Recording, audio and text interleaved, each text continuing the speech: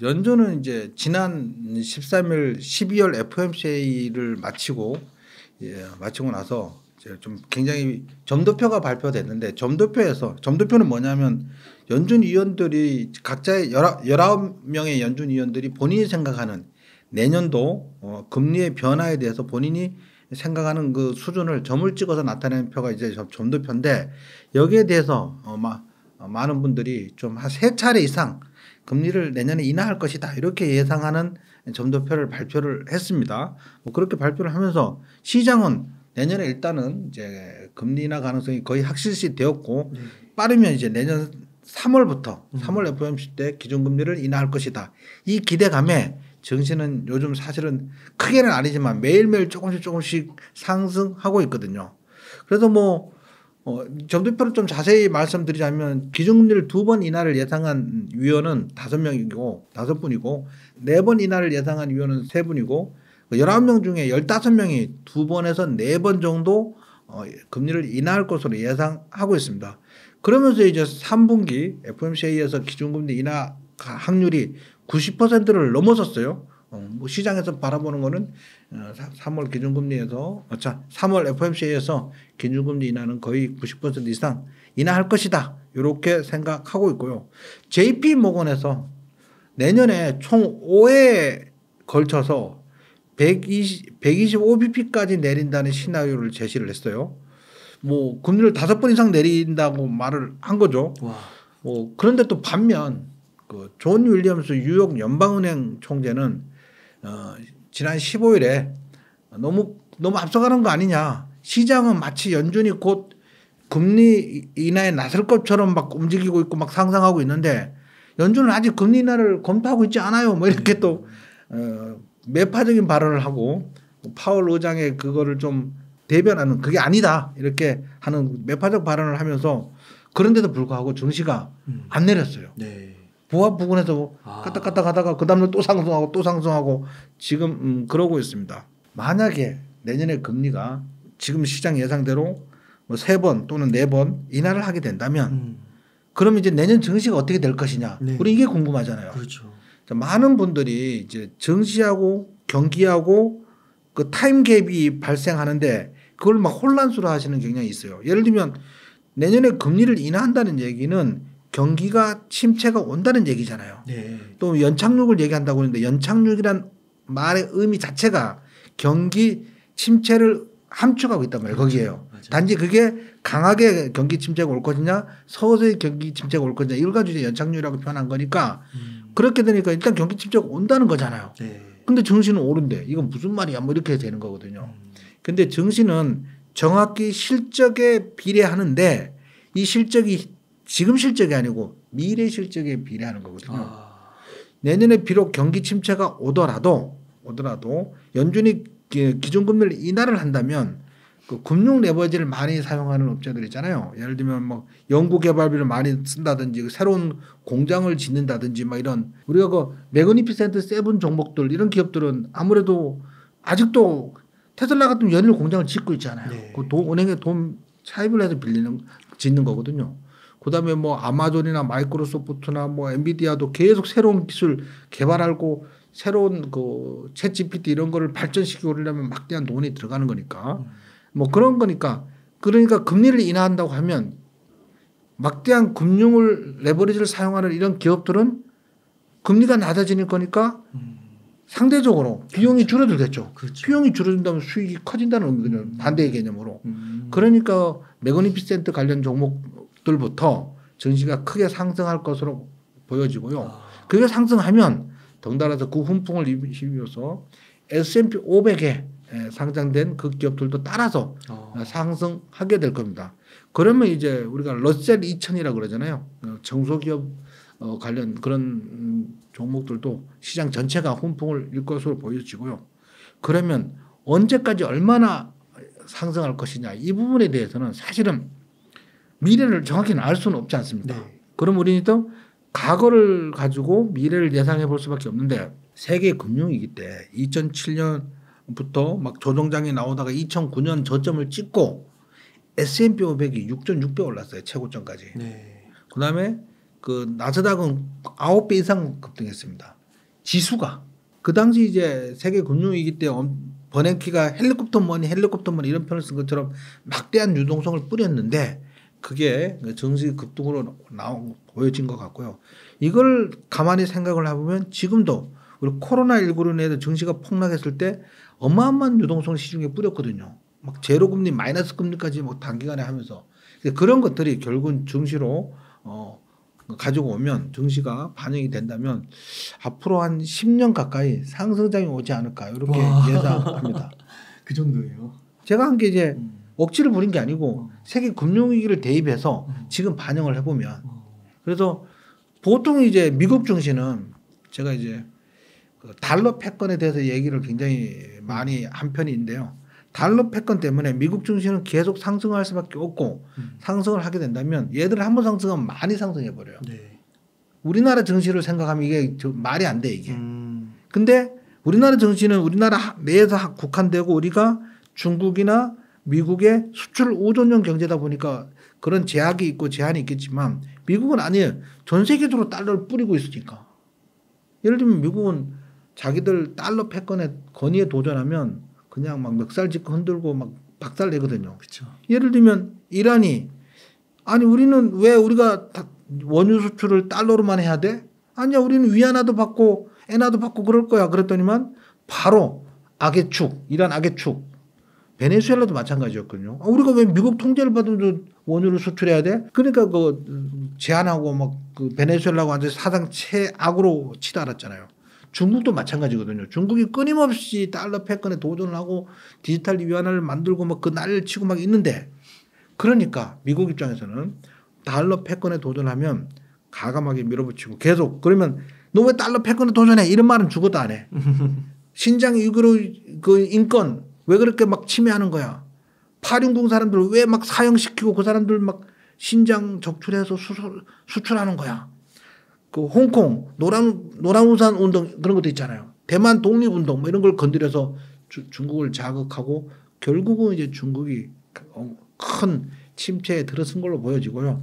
앞으로 향후 몇 년간은 좀 중국은 힘들 것 같고 달러 패권에 도전하면 가만 놔두지 않는다는 거죠 미국은. 그러면 좀 궁금한 게 요즘에 기축 얘기도 나오고 조금 뭐 시중의 유동성이 많이 그동안 풀리긴 했지만 줄어들고 있다 얘기도 나오는데 그건 일순간적이라고 보시는 건가요? 아니 일단 금리를 인하한대잖아요. 금리 인하 자체가 그러니까 가장 강력한 양적 완화 정책이잖아요. 그렇죠. 그렇죠. 그렇군요. 뭐 그런 것들이 이제 일시적으로 단편적으로 그럴 수 있겠지만 전체적으로 이제 금리 인하하겠다고 나왔으니까 양적 완화입니다. 그러니까 이제 그 금융 레버리지. 그러니까 돈을 많이 차입한 사람들은 그냥 금리 인하하는 순간 그냥 그게 이득으로 바뀌는 거죠. 그렇죠. 근데 그게 이제 빅테크가 그동안 투자를 어마어마하게 해놨고 특히 테슬라가 그러니까 진짜 말씀해주신 대로 그게 딱 이해가 되니까 테슬라 주가가 굉장히 견조하더라고요. 계속해서 조금씩 오르고 있고. 아니 돈을 빌려다가 공장을 막 기가팩토리 공장도 짓고 뭐 리튬 정제소도 짓고 막 그러고 있잖아요. 그런데 금리가 낮아진대. 금융 조달 비용이 낮아지는 거잖아요. 그러니까요. 어차피 마진율이 그런 큰 기업은 마진율이 뭐 5%냐 10%냐 뭐 이런 차이인데 금리가 낮아지면 그게 그대로 마진율에 반영되는 거잖아요. 그러니까. 그렇군요. 그러니까 테슬라 뭐 전기차 수요 둔화라 그러고 뭐 경기 침체 때문에 사람들이 차 안 산다 그러고 막 별의별 얘기가 다 있었는데 뭐 주가는 거의 정반대로 움직이니까요. 그게요. 그 일단 일론 머스크가 지난번에 그 배터리 데이 때 투자자 데이인가 그때 이제 본인이 그 얘기를 했어요. 자기가 트라우마가 있다.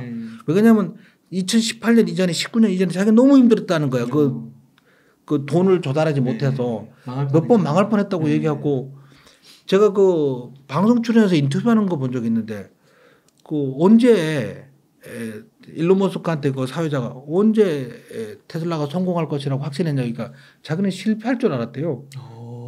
그런데 어떻게 계속했느냐니까 누군가 해야 되고 시작한 걸 중간에 멈출 수 없지 않느냐. 성공한다고 확신을 없이 그냥 밀어붙였다는 거예요. 이 테슬라도 이것도 그럴 정도로 본인이 굉장히 그 위기를 많이 겪었기 때문에 요번에 고금리가 유지되니까 사람들이 어차피 미국도 할부로 차를 사니까요. 그 자동차 구매가 줄어들 거고 이 자동차 구매 줄어드는 거는 전기차뿐만 아니고 내연기관 차는 같이 포함한 거니까 줄어들 거고 그러니까 지금 긴축을 해야 된다. 조심해야 된다. 그래서 텍사스 공장을 좀 연기하겠다. 뭐 이렇게 몸살이는 걸 한 거잖아요. 뭐 그런데 세상이 재밌게 내연기관 차량 매출은 막 줄어들고 있는데 중국에서 그 중국이 경기가 완전히 무너지고 나고 저기 그 베이징 도시에 그 빈 공실이 사무실 공실이 어마어마하게 늘어나고 그다음에 전기차 만들던 그 중소 전기차 만들 중국 업체들이 많았어요. 다 망하고 막 그러고 있는데 테슬라는 매출이 여전히 견조합니다. 그러니까요. 그 요번에 180만 대 예상했잖아요. 달성했더라고요. 그러니까. 그리고 주가가 내릴 이유가 없죠. 그러니까요. 예. 전혀 테슬라는 제가 볼 때 이미 어나더 레벨로 돌아선 거 아닌가 싶습니다. 그렇군요. 네.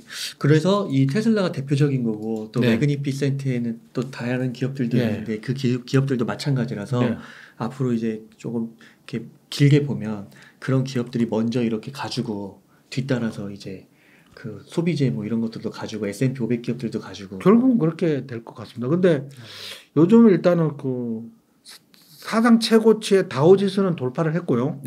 그 S&P 500은 뭐 거의 1% 이내에 남겨놓은 상태고요. 맞아요. 나스닥은 조금 더 남겨놨는데 바꿔 말하면 나스닥에 상승할 여력이 더 많다는 뜻인 거죠. 바꿔 말하면 고점 대비.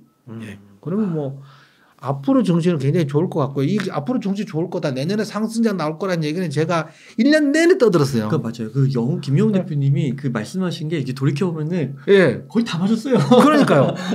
작년 그 폭락장에 올해 상승장 나올 거다는 얘기도 그대로 됐죠. 맞아요. 그 올해 조정장 나올 때도 연말 산타레를 나온다는데 그대로 됐죠. 그 내년에 증시 오를 거라 근데 이제 와서 각 그 월가든 뭐 방송이든 다 내년에 상승장 온대 이제 와서. 저는 이걸 몇 달 전부터 계속 얘기했거든요. 그러니까요. 그때 방송이 나왔을 때 말씀해 주신 대로만 샀어도 테슬라랑 뭐 엔비디아 샀어도 많이 올랐죠. 엄청 많이 올랐고요. 우리 학원 수강생들 난리 났어. 엔비디아로 뭐 몇 억 버는데 이러고 있어요 지금요. 근데 그래도 그것도 이제 또 계속 가져가야 되는 거잖아요. 제가 2030년까지 장투 아니면 최소한 2027년까지는 가져가자. 그러고 있어요. 미국 주식은 한 번 사면 좀 길게 끌고 가야 돼. 이걸 가지고 그 막 샀다 팔았다 하면 안 돼. 세금 문제도 있고요. 22% 그 세금 내는 것도 있고요. 그래서 미국 주식은 장투, 우리나라 주식은 트레이딩 이렇게 전략을 구사하고 있습니다. 지금 이렇게 말씀해 주시고 앞으로 이렇게 밝게 보시는 게 물론 한국 주식도 미국 주식을 어느 정도 따라가겠지만 기본적으로는 미국 주식 중심으로 말씀을 해주시는 거죠? 그거는 그 달러 패권을 이해하면 그게 너무나 단순한 원리인데 우리나라 사람들이 이제 주식을 배운다 그러면요, 그 차트 보는 법, 거기다 보조지표 다는 법, 그다음에 거기다가 이제 좀 발전하면 기본적 분석이라고 기업 분석하는 거, 거기다가 금리와 주가, 환율과 주가 뭐 이러고 있고 더 많이 공부한 사람이 이제 미국에서 발표하는 각종 지수, 뭐 ISM 지수, PMI 지수, 뭐 ADP 고용 보고서 뭐 이런 거 하고 같이 하는 사람이 공부를 좀 많이 한 거거든요.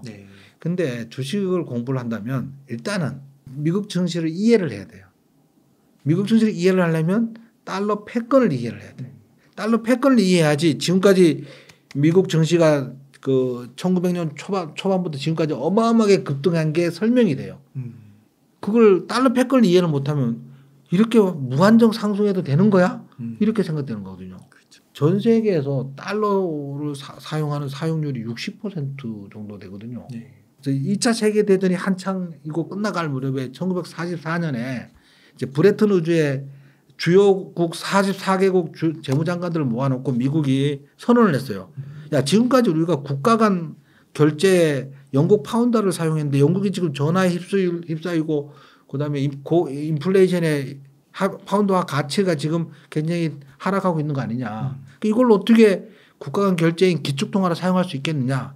그럼 우리가 달러로 기축통화를 하자. 국가 간 결제 기축통화를 사용하자. 단 우리가 달러를 사용함으로 있어서 얻는 시늉리티 효과, 화폐를 발행하면서 얻는 시늉리티 효과를 제한하기 위해서 금을 보유한 만큼만 달러를 찍어낼게. 그게 이제 근본이제거든요. 그러면 금 1온수를 가져오면 우리가 35달러를 나눠줄게. 바꿔 말하면 35달러를 가지고 오면 금 1온수를 내줄게. 그게 이제 브레튼 우즈의 군본위제를 채택하게 된 배경인데 거기에 나오는 게 이제 시늉리티 효과라고 국가들이 그 화폐를 발행하면서 얻는 효과가 있어서 우리도 언뜻 생각하면 달러를 쓰면 간단한데 우리가 달러를 못 쓰고 원화를 계속 고수하고 쓰는 이유가 국가는 정책을 하는 데 있어서 예를 들어서 소양강 댐을 없어서 소양강 댐을 짓는다고 가정을 하면요. 소양강 댐을 지으려고 하니까 돈이 필요하잖아요. 돈이 필요하니까 예를 들면 30년짜리 채권을 발행을 해. 뭐 1조가 됐든 10조가 됐든 채권을 발행해서 은행에 한국은행에 그 채권을 주면 한국은행 띠지가 달린 돈을 주거든요. 얼마 전에 그 한국은행 띠지가 달린 돈으로 쓰는 거 걸렸잖아요. 그 뉴스 나오고 막 그랬었잖아요. 네. 일단 한국은행에서 띠지가 달린 돈을 주거든요. 그 돈을 갖고 건설회사한테 뭐 결제를 할 거고 돈을 줄 거고 그럼 건설회사들은 그걸로 인부들을 사서 댐 공사를 막 하고 그 인부들은 그걸 이제 거기서 일을 해서 가족들이 먹고 살면서 경제가 선순환해서 성장하는 거잖아요. 네. 그런데 30년이 됐어. 네. 그럼 정부는 열심히 허리띠를 졸라서 우리 개인 가게처럼 허리띠를 졸라매고 있어도 돈을 모아서 그 빌린 돈을 채권을 갚아야 되냐. 원래 그렇게 갚아야 되는 거죠. 그렇게 하지 않는다는 거지. 30년이 지나면 그 빌린 돈만큼 채권을 다시 발행해서 대안하고 끝내버리는 거지. 그러니까 정부 부채는 끊임없이 계속 늘어만 나오고 있는 거죠. 그게 이제 절대 포기하지 못하는 신요리 효과잖아요. 근데 미국은 유가를 달러로만 거래하게끔 만들고 전 세계에 원조금을 주면서 달러로 원조를 주면서 달러로 갚게 하고 그다음에 세계 금융위기를 일으켜서 또는 그 우리처럼 동아시아 우리나라 IMF 때처럼 그 세계 동아시아 금융위기를 일으키면서 달러 국가 신용도를 달러 외환 보유고를 가지고 평가하게 만들면서 그 달러 확장 정책을 계속 펼치고 있었거든요. 지금도 마찬가지고요. 네. 그러니까 미국 증시가 계속 상승하는 건데 얘가 지금 하루아침에 없어지겠냐고요. 그래서 이제 미국 증시가 계속 오른다는 배경 설명을 정말 복잡한 얘기를 짧게 요약해서 쉽게 설명드린 겁니다. 아 그렇군요. 그 미국의 인플레이션이 둔화되고 있다는 시그널이 곳곳에서 나오고 있는데 인플레이션은 과연 어떻게 될까요? 일단 인플레이션이 계속 줄어든다 해도 줄어들지 않은 몇 가지 이유가 있었어요. 네. 첫 번째가 이제 월가에서는 연준은 이런 표현을 쓰는데 주거비가 이제 인플레이션이 끈적끈적하게 만드는 스티키하게. 예, 그게 이제 주거비 가장 큰 게. 두 번째 이제 식품과 그 유가 뭐 이런 것들이 있었는데 일단은 이제 모기지 금리도 8%를 넘어섰다가 지금 6%대로 떨어졌어요. 맞아요. 며칠 전에 6.5%까지 6.95%까지 떨어졌는데 그러면서 이제 주택이 공급되고 너도나도 주택 거래가 좀 더 이래 활발하게 일어나면 렌트비가 떨어질 거란 말이에요. 주거비가. 일단 그런 조짐이 일어나고 있고요. 그래서 휘발유 가격이 좀 많이 떨어졌어요. 네. 휘발유 가격이 갤런당 3.9달러인가 그 아래로 3.78달러로 떨어졌어요.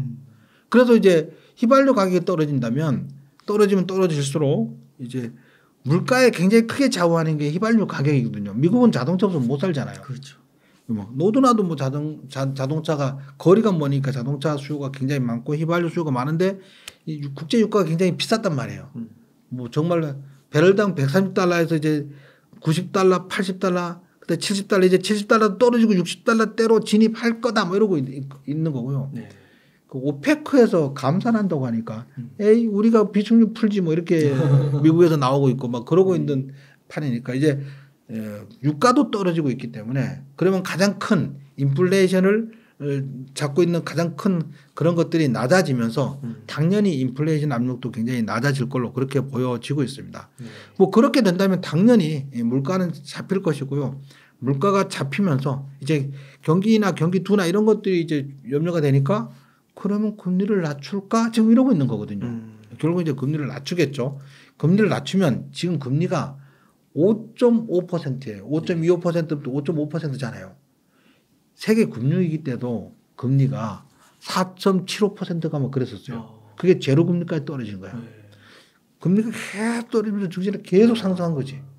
그것처럼 지금 딱 그것처럼 코로나 때 대규모 유동성, 그다음에 고금리 이런 것들이 다 맞아 떨어지면서 한동안 좀 대세 상승장이 오지 않을까 이렇게 예상되고 있습니다. 이 시기 때 진짜 좀 공부 좀 열심히 하고요. 또 김용 대표님 월엔증권 에듀 수강도 하고 아무튼 공부 열심히 하면 부에 한번 도약을 할 수 지금 배워야지. 지금 배워야 됩니다. 예, 맞습니다. 지금. 감사합니다. 아, 네. 그러면 한번 국내 증시도 한번 네. 미국 증시 한번 진단해 주셨으니까 국내 증시도 한번 보면 좋겠는데 삼성전자와 SK하이닉스 외국인들의 순매수세가 강하더라고요. 앞으로 좀 어떻게 진행될 거라 보시나요? 그 계속 순매도가 이어지다가 최근 한 달간 이제 그 외국인 순매수 계속 이어졌거든요. 네. 그다음에 그러면서 외국인 순매수가 이어지면서 삼성전자 주식도 외국인들이 1조 1,800원어치나 순매수하고 뭐 그렇게 계속 순매수가 이어지고 있습니다. 그러니까 이제 삼성전자 주가도 74,000원까지 오늘 뭐 74,000원대 오르락내리락 하고 있더라고요. 아까 올 때 봤는데 이제 뭐 그렇게 되니까 이제 삼성전자가 외국인이 순매수하면 순매수하고 막 그러고 있으니까 삼성전자가 좋을 것 같고 그다음에 하이닉스 제가 하이닉스는 내내 하반기 4분기 하이닉스 계속 얘기를 했는데 제가 말씀드린 것만큼 기대만큼 많이 오르진 않았어요. 네. 하이닉스가. 그런데 어쨌든 52주 신고가를 꾸준히 경신하고 있고 계속 상승하고 있습니다. 네. 하이닉스. 근데 이게 내년에 좀 더 많은 상승세를 가져갈 건데 그러면 왜 지금 이렇게 좀 늦게 상승하고 있느냐? 이거는 이제 미국 저거랑 관련이 있어요. 우리 환율하고 관련이 있거든요. 외국인 수급은 환율에 베팅을 하는 경향이 있거든요. 예를 들면 외국인이 1달러를 가져와서 1,000원을 바꿔서 1,000원어치 주식을 샀어요. 근데 환율이 1,100원이 됐어. 네. 그러면 1달러를 바꿔가려면 1,000원어치 주식을 샀는데 1,100원어치 주식을 팔아야지 손이죠. 1달러를 바꿔갈 수 있으니까 환율이 올라가면 외국인 입장에서 손해란 말이에요. 그렇죠. 그 환율이 올라갈 때는 우리나라 주식 비중을 계속 줄여요. 근데 우리나라가 지금 계속 고급 1,300원까지 올라가서 지금 그 안에서 놀고 있었잖아요. 네. 그 외국인 입장에서 우리나라 주식을 손도 못 들어오는 거야. 근데 최근 그 미국 국채 수익률도 5%에서 4% 초반으로 떨어졌죠. 그다음에 이 2년물 채권 금리도 떨어지고 있고 기준금리도 낮춘다고 하고 있고 달러 인덱스도 떨어지고 있으니까 달러 인덱스가 떨어지면 달러 약세. 그렇죠. 달러 약세는 원화 강세고 원화 강세는 환율 하락이거든요. 환율 하락이면 외국 입장에서 1달러 가져와서 1,000원 바꿔서 1,000원어치 주식을 팔았는데 1달러에 900원이 되면 900원어치만 주식을 팔아도 1달러 바꿔갈 수 있잖아요. 10% 수익인 거지. 그렇죠. 그러니까 지금 환율이 떨어지고 있어서 외국인 순매수가 들어오고 외국인 순매수가 들어오면 외국인은 이제 그 황금성이 유동성이 좋은 종목 쉽게 사고 팔 수 있는 거 대형주 위주로 사는 거죠. 가장 큰 대형주니까 삼성전자. 네. 그래서 예전에 몇 번 그런 말씀 드렸었어요. 반도체 업황이 좋아져도 삼성전자는 환율의 영향을 많이 받기 때문에 SK하이닉스가 더 긍정적입니다. 그러니까 여기서도 이제 몇 번 말씀드렸습니다. 이제 네. 예, 출연해서 말씀드렸는데 그 맥락이었거든요. 그게 지금 그대로 드러나고 있는 거예요. 네. 환율이 떨어지니까 외국인이 삼성전자를 사고 삼성전자가 올라가고 있는 거거든요. 당연히 하이닉스도 삽니다. 왜냐하면 하이닉스도 유동성이 좋은 거니까요. 네. 뭐 그런 상황에서 더군다나 D램 반도체 가격이 올라가고 있죠. 네, 맞아요. 더군다나 엔비디아 가격이 폭등하고 있죠. 그 챗GPT 생성형 인공지능 거기다가 막 여러 가지 대화형 그 검색 엔진 뭐 그런 것도 발표하고 그 아마존의 타이탄 뭐 그런 것들 막 하고 구글의 새로운 그 인공지능도 막 발표하고 막 그러고 있지 않습니까? 그러면 고사양 칩이 필요한 거. 이 고사양 칩은 걔들은 설계만 하잖아요. 팹리스. 네. 반도체 설계 팹리스를 했으면 주문을 해야 될 거 아니에요. TSMC나 삼성전자나 하이닉스나 파운드리 업체에 주문을 하니까 얘도 우리나라 이제 하이닉스나 삼성전자도 주문이 들어오는 거니까 매출이 내년에 무조건 늘어날 확률이 높고 그런 것들이 다 합쳐지니까 여러 가지 요인이 환율 요인, 그 D램 가격 상승 요인, 그다음에 그 주문량 늘어나는 거, 고성능 칩에 의한 HBM3 이런 주문량이 늘어나는 거, 뭐 이런 것들 때문에 삼성전자나 하이닉스가 한동안 내년 상반기까지 계속 좋을 것으로 그렇게 예상하고 있습니다. 특히 하이닉스 관심입니다. HBM 때문에. HBM3. 예, 거기 세계 1등이니까. 세계 1등이니까 먼저 나섰어요. 얘는 삼성전자보다도 먼저 HBM3에 막 투자를 하고 연구 개발을 하고 그런 것이 이제 2021년부터인가 엔비디아에 납품을 했는데 삼성전자는 이제 올 9월달에 처음 이제 납품하고 그랬었잖아요. 네. 그러니까 지금은 SK하이닉스 관심 가질 때라고 생각합니다. 그 SK하이닉스가 호재가 겹겹으로 많은 것 같아요. 네. 삼성전자부터 좋아 보이는 것 같아요. 지금까지는. 그렇죠. 사람들은 자꾸 막 이런 말 할 때도 좀 사람들은 어떻게 하이닉스가 삼성전자보다 더 좋을 수가 있어 이렇게 말하는 경우 있잖아요. 근데 우리가 좋다는 얘기가 그 얘기가 아니고 그렇죠. 많이 오를 수 있는 종목을 얘기한다고요. 그렇죠. 그렇죠. 근데 삼성전자가 더 나쁘다는 게 아니고 투자하기에 더 좋다는 거지. SK 하이닉스가 삼성전자보다 그런 얘기입니다. 예, 오해하시면 안 됩니다. 아 그리고 또 한 가지가 요즘에 인도 주식 예. 사야 되는 거 아니냐는 얘기도 많이 나와요. 한 4개월 전부터 맞아요. 인도를 봐야 된다 이런 얘기를 여러 번 말씀드렸고 아니 그 전부터 말씀드린 것 같아요. 그래서 인도에 대해서 말씀드렸었는데 인도가 떠오르는 가장 첫 번째 이유는 중국이 가라앉는 거랑 관련이 있거든요. 중국이 못된 짓을 너무나 많이 했어. 아니 외국인들이 그러니까 2000년 초반에 중국에 진출하려면 우리는 그래서 중국 인민들한테 신발 한 클래씩만 받아도 얼마냐 이러면서 중국에 진출하는 걸 굉장히 큰 행운으로 여기고 막 그러던 시절이 있었는데 중국은 그 당시에 무조건 자국 기업과 5대5로 합작회사를 차려야만이 허가를 내줬어요. 합작회사를 차리고 들어가면 기술을 빼앗고 그러고 쫓아냈어요. 그래 막 야반 도주하고 막 그런 적이 우리나라 기업들이 그 들어갔다가 그냥 가면은 예를 들면 토지 30년간 무상 뭐 이러는 거야. 중국은 어차피 토지는 다 국가 소유거든요. 30년 무상 물값 뭐 몇 년 동안 안 받을게 뭐 이렇게 그러면 이제 공장을 짓고 어느 정도 시설 투자를 하고 공장 설립을 하면 그때부터 하나씩 제약을 걸기 시작하는 거예요. 그러면서 목적은 기술을 빼가는 거였거든요. 그 미국에서도 기술 탈취하지 말라고 그렇게 난리를 쳤던 거잖아요. 그래서 우리나라 기업들이 야반 도주를 하고 막 그랬던 적이 있습니다. 그러면서 지금 많은 기업들이 철수를 했어요. 우리나라 이마트도 철수하고 롯데마트도 철수하고 삼성전자도 공장을 베트남으로 옮기고 애플도 이제 인도에다가 주문을 넣을까 뭐 이러고 있는 거잖아요. 팍스콘한테 애플의 그 부품 만드는 팍스콘한테 야 인도에 공장을 지라니까 뭐 이렇게 갈구고 있어요 지금요. 그러고 있는 상황인데 인도는 일단 평균 연령이 젊어요. 엄청 젊더라고요. 30대 초반인가 그래. 두 번째는 얘는 그 영어를 반드시 학교에서 영어를 배워요. 언어가 많아서 막 복잡한데 그래 영어는 꼭 써야 돼. 좋은 대학은 더 그렇고. 예, 학교에서 영어를 가르치니까 그게 또 영국의 한 100여 년 이상 뭐 식민지였던 그렇죠. 영향도 있을 것 같고요. 영어도 써야 돼. 그다음에 인도가요. 뭐 우리나라가 잘못 생각하면 굉장히 못 살고 가난한 나라 이렇게 생각하는데 그 북쪽 지역은 이제 그 히말라야에서 막 얼음이 녹아서 내려오는 거기에 범람해서 막 맞아요. 비옥한 토지에 농장 참 농사가 잘 되는 거고 남쪽은 약간 못 살고 뭐 그랬었는데 지금이 와서는 남쪽에 좋은 대학교도 다 남쪽에 있고 휴양지도 있고 공장도 남쪽에 있고 남쪽 지역이 훨씬 더 발달하고 있고 여기에 공장도 대부분 남쪽 지역에 있거든요. 뭐 그러고 있고 인구도 이제 중국보다 인구를 넘어섰다고 하잖아요. 예. 그러니까 지금 여러 가지 면에서 인도가 당연히 중국을 충분히 대체하고도 남는다 이렇게 생각해서 인도 주가가요 몇 달 동안 걔네는 상상 최고치를 계속 경신하고 있어. 어마어마하게 상승하고 있더라고요. 지수가 그냥 예, 그래서 올라가더라고요. 근데 항상 사람들이 이거 너무 많이 오른 거 아니야 이렇게 생각하잖아요. 시작도 안 했다니까 지금. 이게요. 예. 예전에 중국이 성장할 때 몇 년을 성장을 했거든요. 2000년 초반부터 지금까지 성장을 한 거잖아요. 중국이요. 네. 베트남이 또 한때 유행하던 때가 있었어. 그때도 한 10년 이상 성장을 한 것처럼. 증시가 10년 올랐어요? 예, 베트남 자체 경기가 성장하니까. 네. 예를 들면 이제는 인도 차례라는 거지. 네. 인도 차례이고. 그래서 지금 인도 관련된 거에 투자를 한다면 굉장히 좋을 것 같고요. 인도 기업 뭘 투자해야 돼? 막 헷갈리면 인베스팅컴에 들어가가지고 니프티 50이라고 치면 돼요.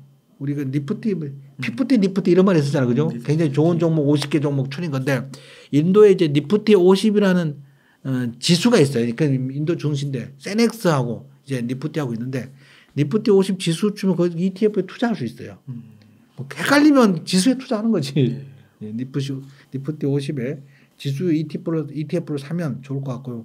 우리나라 코덱스에서도 인도 관련 지수 ETF 만들어 팔고 있습니다 지금.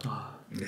그래서 뭐 충분히 투자할 수 있을 것 같습니다. 네. 그래서 인도 시장도 계속해서 유념해서 볼 필요가 있다. 그리고 또 한 가지 중요한 국내 뉴스 중에 하나가 요거 많이 관심들 가지고 계시더라고요. 대주주 양도세 기준을 10억에서 50억으로 확대했다. 아직 결정은 안 날 것 같고요. 아, 요즘 안 됐나요? 뭐 이번 주 초에 발표한다고 했어요. 그 발표한다고 했는데 제가 오늘 여기 오면서도 뉴스 검색하고 왔거든요.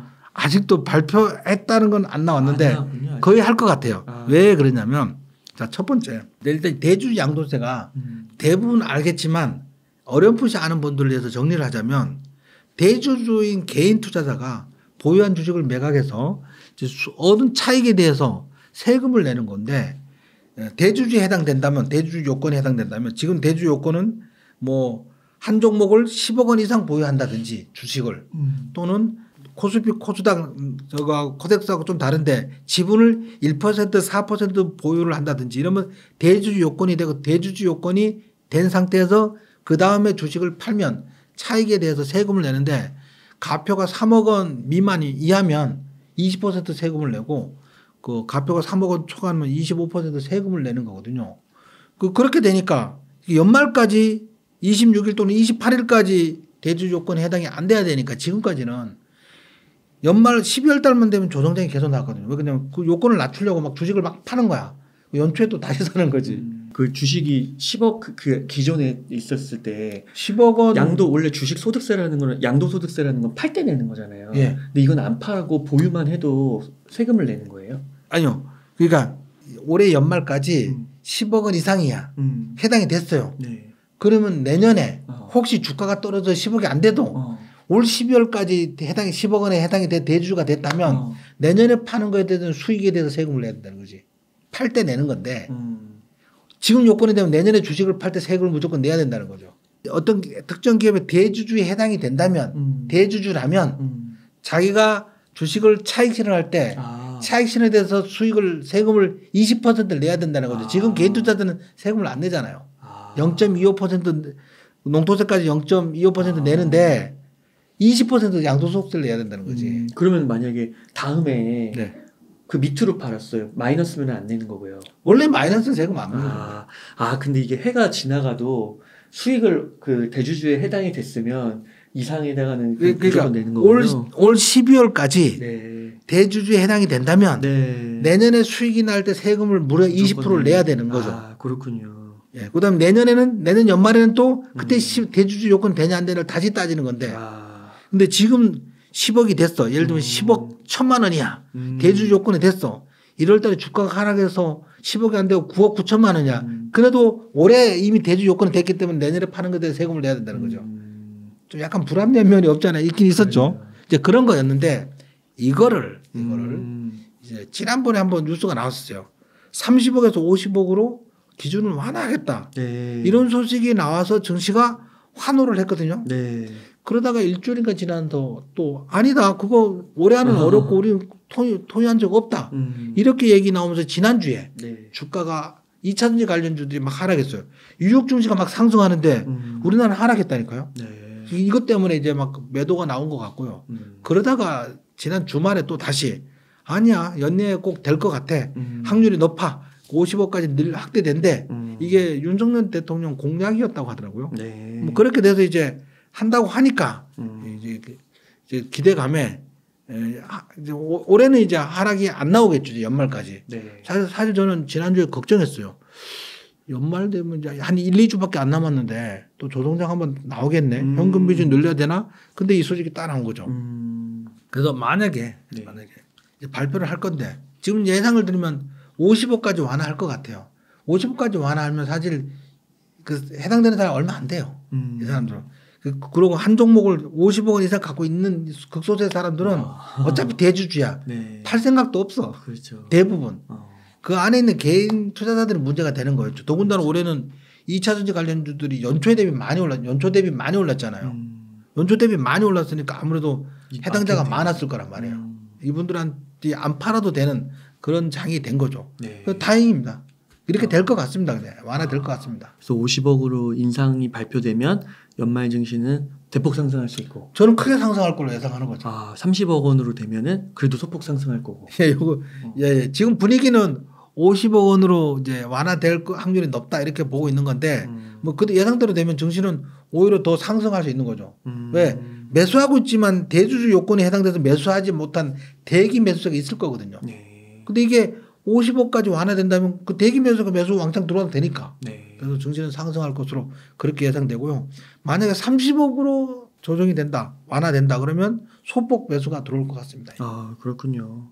네, 그래서 기본적으로는 국내 증시에서는 삼성전자와 SK 하이닉스를 네. 하이닉스 그 중에 하이닉스를 조금 더 눈여겨볼 필요가 네. 있고 또 연말 그 큰 제도적 호재로 네. 이런 대주주 양도세 기준 완화 요거까지도 한번 잘 보시면은 또 여기서 뭐 내년 상반기까지 좀 봤을 때 괜찮은 수익을 거둘 수 있겠다. 저는 지금 주식하기 좋을 때다. 아, 제가 옛날에 네. 그 영화에 정우성이하고 중국 배우 고원원이라고 연애 그 네. 호우 시절. 호우 시절 영화 나온 맞아요. 가지고 네. 호우 시절 영화가 있었잖아. 그래서 저는 이제 호주 시절 주식하기 좋을 때다. 아 그렇군요. 지금 그럴 때 아닌가 싶습니다. 그 정도로 보세요. 아 그러시군요.